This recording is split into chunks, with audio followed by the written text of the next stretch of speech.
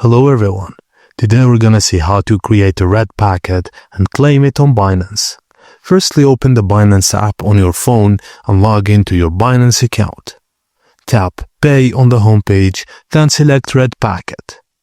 Tap Send, then tap Create.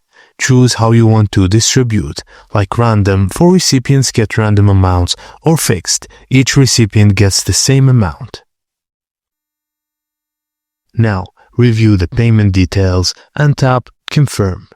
Then complete 2FA or passkey verification. A red packet code or link will be generated. You can copy link, save QR code, or share via social media. To claim, make sure you're using the version the last. Tap the search bar at the top, paste or type in the red packet code, then tap Search, then Open. You will see the crypto amount received. It will be credited to your funding account automatically. And that's it, guys. Thank you for watching, and please don't forget to like and subscribe for more.